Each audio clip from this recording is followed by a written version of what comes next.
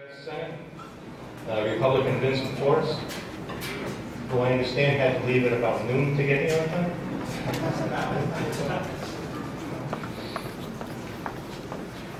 And just pulling on in, Republican Peter Schiff. And representing Rob Simmons is Chris Kotu. And for the U.S. congressional candidates, Libertarian Dan Real, Green Party G. Scott Deshaby, and Republican Daria Novak. I'd like to thank Pomfret Community School for hosting this event and for the janitors for the yeoman's work that they did getting this place set up for us. We had to gather chairs from everywhere. I'd also like to thank the Pomfret constables who volunteered their time tonight to help with both the parking and inside. They're Richard Dunn, Nick Gardner, and Terry Jackson. I'd also like to thank the Tea Party Patriots, many hours of behind-the-scenes work to make this event happen tonight. And there's a table in the rear with information on from all the candidates and the Tea Party movement.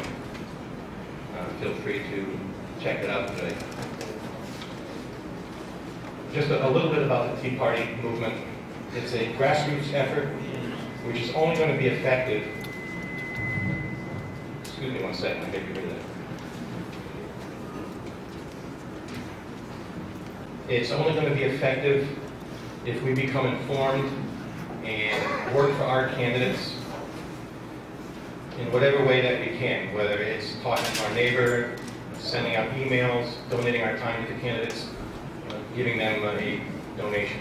That's the only way we're going to get rid of the status quo. This event is sponsored by the Tea Party Patriot districts of 44, 50, and 51, comprising the towns of Thompson, Woodstock, Putnam, Eastford, Pomfret, Hampton, Brooklyn, Killingly, Plainfield, and Sterling. The format of the evening is each candidate can give up to a 5-minute presentation, followed by a question and answer period, which will be hosted by Martin Fay and Doug Cutler. Martin's a former editor of the Putnam Observer Patriot and the Webster Times in Webster, Mass. And Doug is a former state rep from the 51st District, recent independent candidate for the mayor in Putnam, and currently a private contractor in Putnam. That will be followed by a 30-minute mingle time to personally speak with the candidates and be able to ask them their personal questions. Also refreshment tables and snacks up on the side. The last thing before we get to the candidates, I'd like to introduce the Tea Party Patriot 2nd District Organizer, Jen Ezel.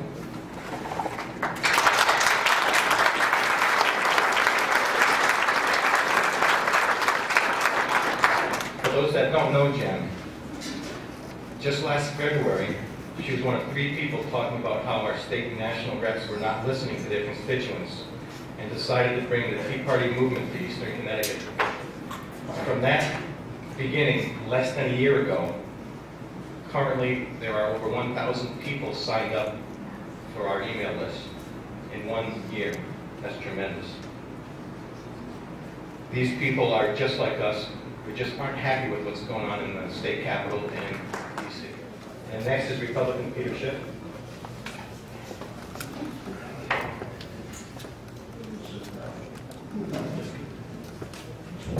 Good evening, everyone.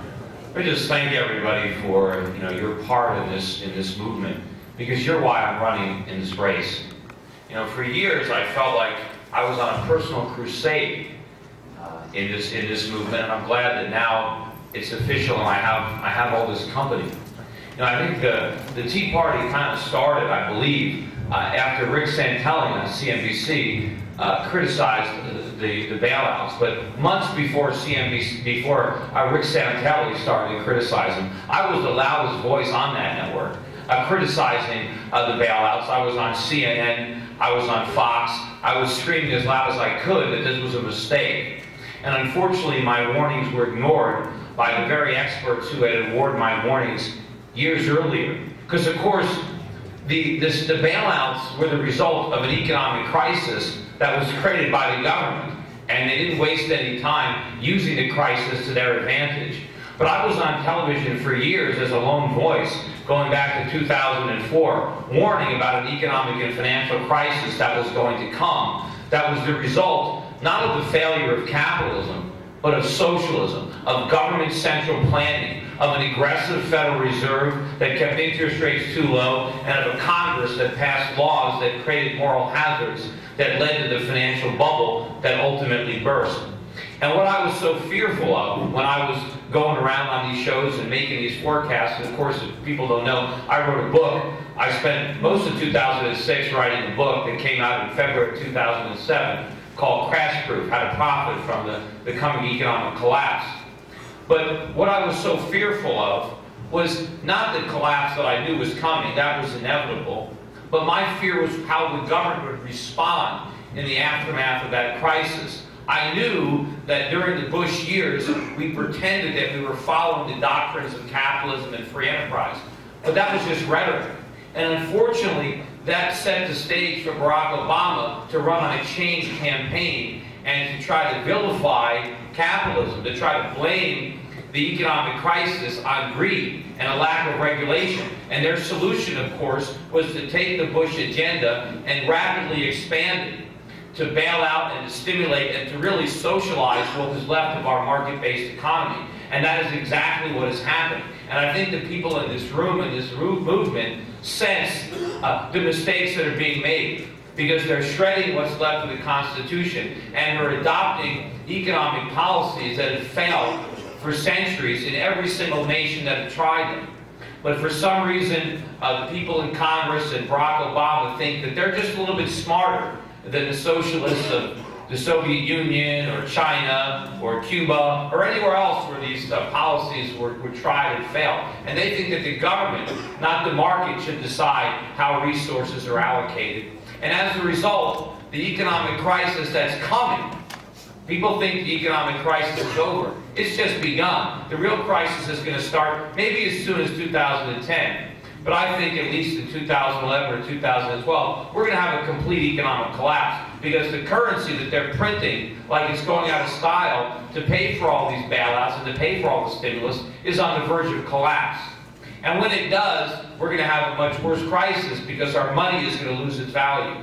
And now even the people who still have jobs are going to have a hard time when they try to spend a paycheck that buys very little. So before this happens, we need to take back this Congress. We need to get rid of the people who have been creating these problems. And we need to replace them with people like me, individuals from the private sector who understand where the government screwed up, that understand that the source of our problems is not the market, but the government that has interfered with the market, and that understand what the proper constitutional role of government is. And if the government had simply followed the Constitution, we wouldn't be in this mess.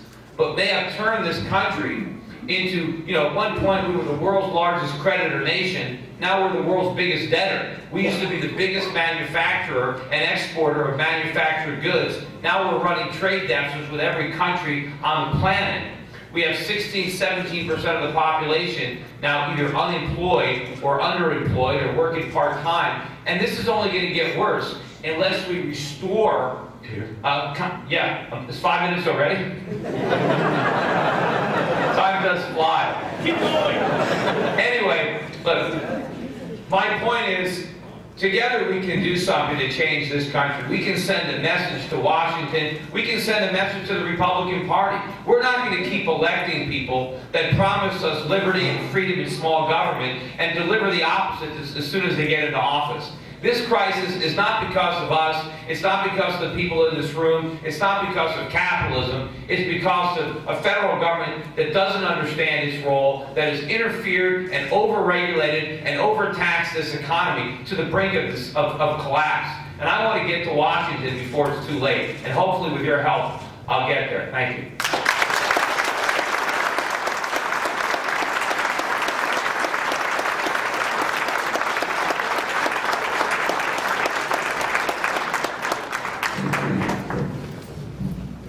Representing Republican Rob Simmons, Chris Koza.